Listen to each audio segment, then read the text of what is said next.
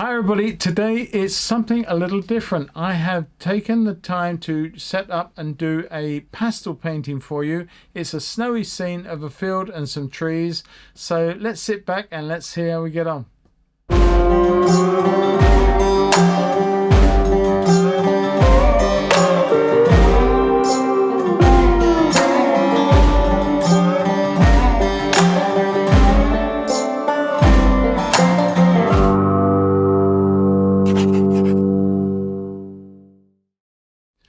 Hi everybody and welcome back. As I said at the start, it is something a little different. It is a pastel, that's for sure, but I've done it and filmed it in a very different way. I wanted to show you how I set up to do a pastel on the easel, and so it meant to say that I had to jiggle around with camera angles and try get the best way that I could do that and show you the best way I possibly could.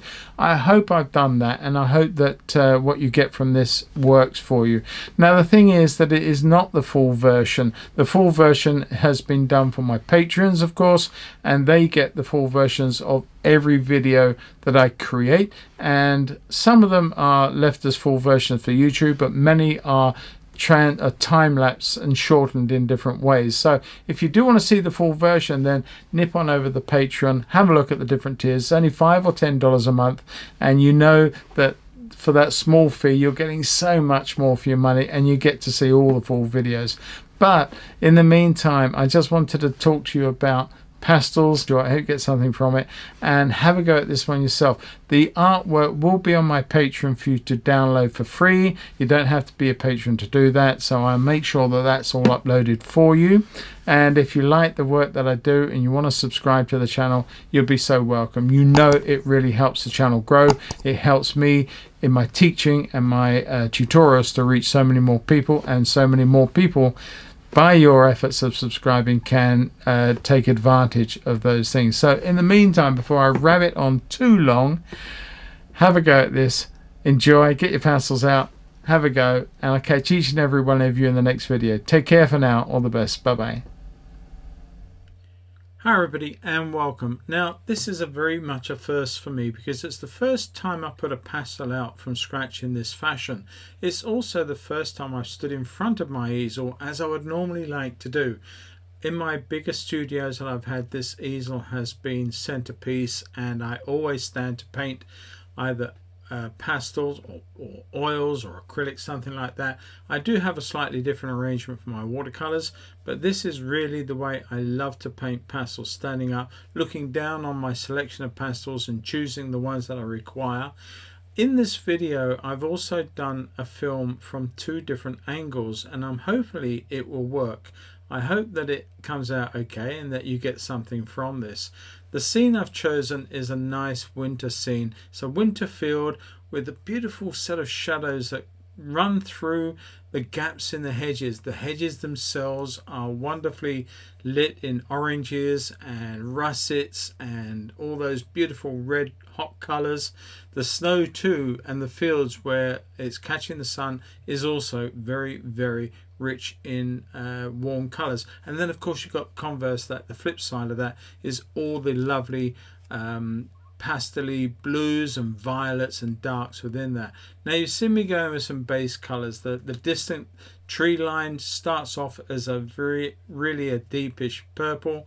I've gone in with quite a dark to draw in the trees and some dark patches, and the sky is a combination of several lovely blues, lovely sky blue colors coming down into a yellow and finishing off with a violet. Now the violet and the yellow mixing together really work out quite well, because you can't quite see where one is and when one starts and the other stops, but by that you got two complementaries working. It works really, really well. And it's got to be said that the whole of this painting really and truly is about complementaries. It's all about the warms and the cools, the lights and the darks, and the oranges and the blues, and the greens and the reds and the yellows and the violets.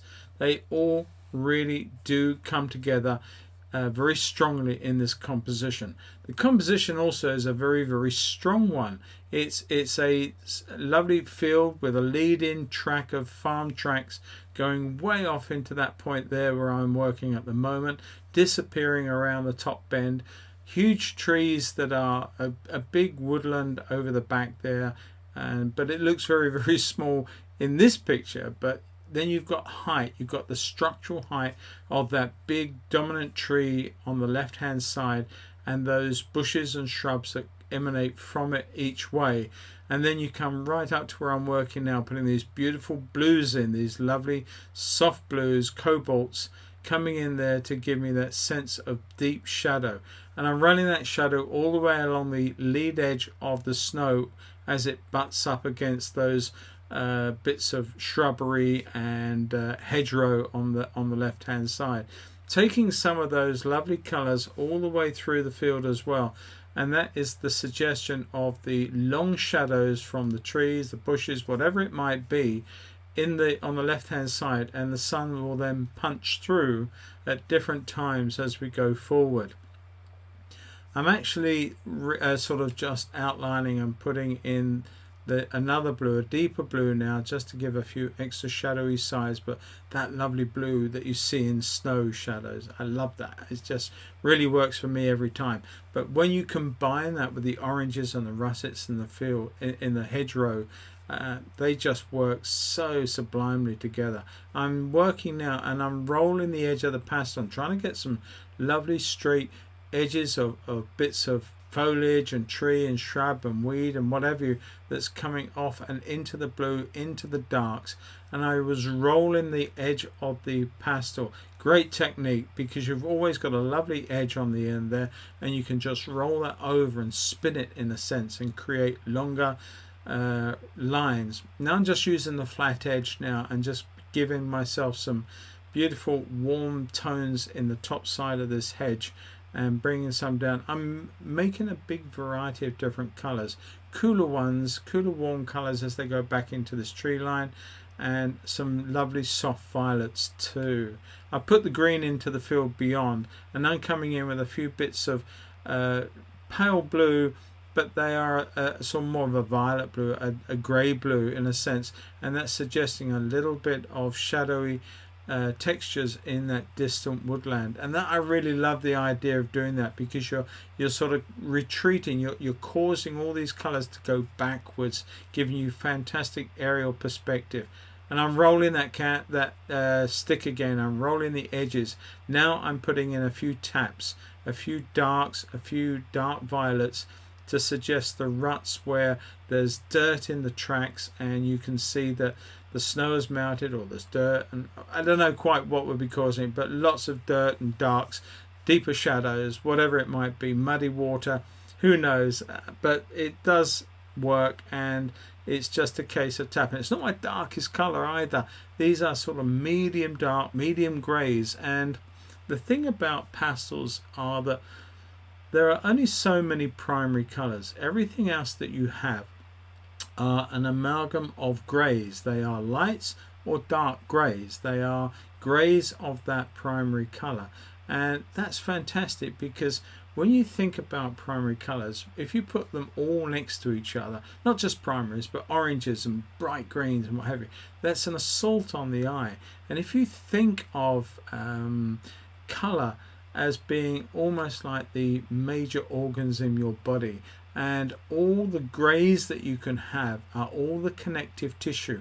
They are all those other colors that support the primary colors and support the secondary colors, and that's really how it is, because there is so many grays in the world, colorful grays, chromatic grays, whichever way you want to call them, but they are really stunning, and they hold the whole composition together. And all I'm doing is I'm moving oranges into blues, blues into oranges, complementaries over complementaries, but on each pass I'm actually refining the marks that I make. I'm not going in now with great big bold statements. I am reducing smaller taps, taps here, taps there, little adjustments, but I might put in some oranges or some warm colors, and then I may come back in with some blues and other values that will add to that. But I'm working forwards and backwards. I'm working to and fro, over and back over, and it's just a final layering. I don't try and put too much in. The paper that I'm actually working on is Uart 400 grit paper. What I've done to my paper is I've actually backed it to a piece of MDF. Now you can do this in several ways. You can buy some material that actually is like a sheet glue, and you can buy it and it's like a membrane, and you put it on one side of your material, say the board, and then you peel the other side off, and then you put your Uart paper to that. Doing it very, very carefully, and you just push down and get any bubbles out and things like that. But it really does mean to say the problems normally with Uart is that it will curl. It's awful for that. I've got several paintings in the past when I really didn't know any better that have actually curled and caused me no end of problems when it comes to framing. Once it's in a frame, it's not a problem. It's not going to curl then. But by doing it onto this extra substrate board, whether it be on a piece of MDF, piece of masonite, gator board or foam core, it doesn't matter. It's just making the whole thing glued down and rigid, and it's a lot easier to store that way too, because you can put your sort of film over the top, and you can protect the surface, and that's fantastic moving forward, and it will be that way until you come to send it off somewhere or put it in a frame. Now again, I'm just going back in, I'm putting in some sky holes into this tree, so the big old form that I started off with is slowly but surely being broken down. I'm coming into it with little lights, little yellows, little violets, little blues, and then I go back over with some darks and some warm colors again. So it's a case of pushing and pulling. It's a case of taps, but every tap is significant of a little bit more fine detail going in there. I'm not trying to paint individual branches. I'm not trying to paint leaves or stems or anything else at all like that. It's just a case of using taps of color to signify or denote to the viewer of my intent, or of what I'm trying to render and what I'm trying to show you. And if it reads correctly, if the tones are correct, if the structure is about right, then your brain will do all the rest of the job for me. I just have to do a good enough job in the beginning. But moving forward with this, I am still trying to look at the lights and the darks, as well as the complementaries working. And I'm coming in there with a very pale blue, extremely pale blue, but I also go in there with a very bright yellow. Actually, the brightest yellow I've got is a very, very old Rowney stick. It's not a great quality stick, as you know, some of the professional colors goes, but it's one of my favorites. This actually is a Unison pinkish color, and you can see what I'm doing now is I'm using the edges, but I'm drawing with it. I'm not tapping. I'm drawing the shape and the contours of the dirt, the little ruts, so it's suggestive that the light is going up, down, over the top of the rut and out into the field.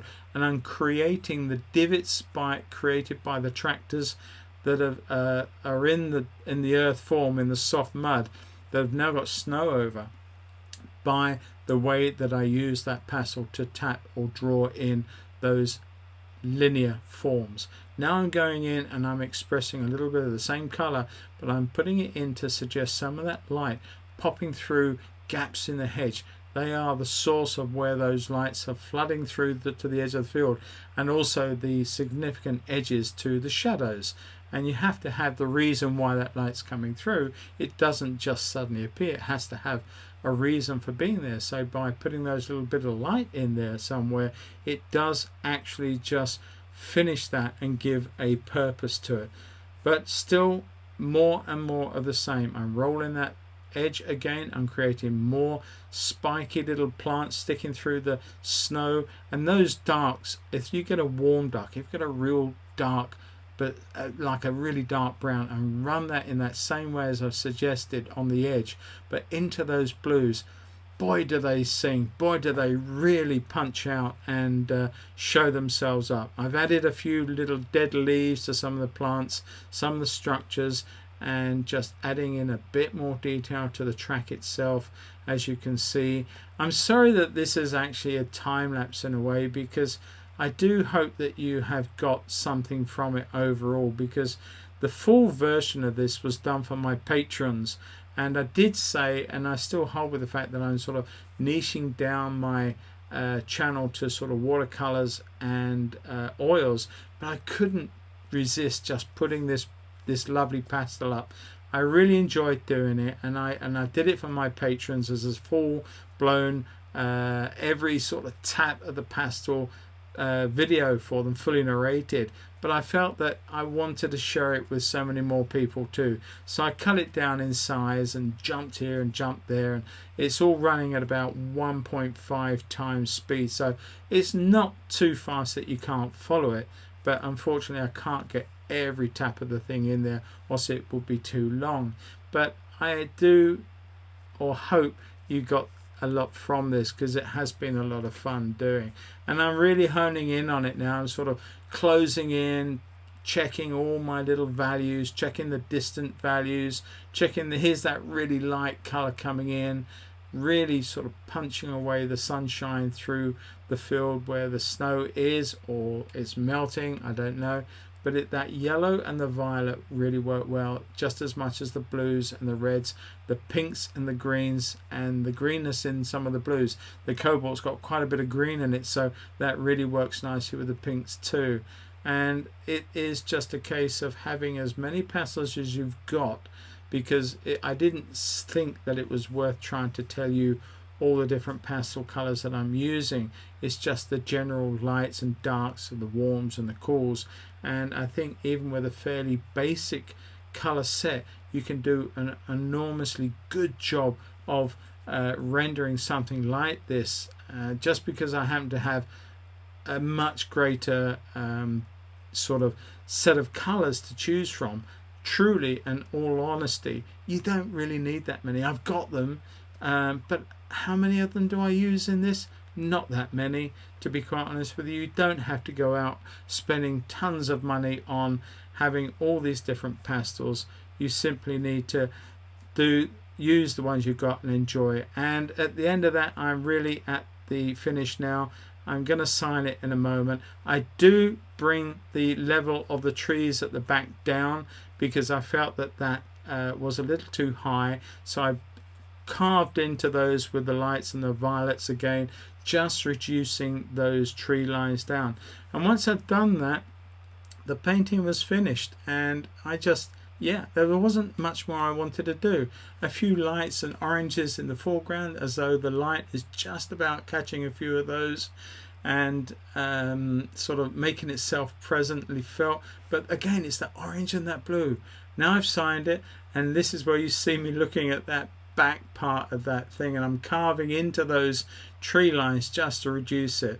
And with that said and done, I do hope you've enjoyed this. I hopefully will see you in the next video, and if you've liked it, that's great. And if you want to see the bigger version, pop on over and join up with my Patreon. It doesn't cost much to do, but you do get the full version of this and many more. So until that time, stay safe, happy painting everyone.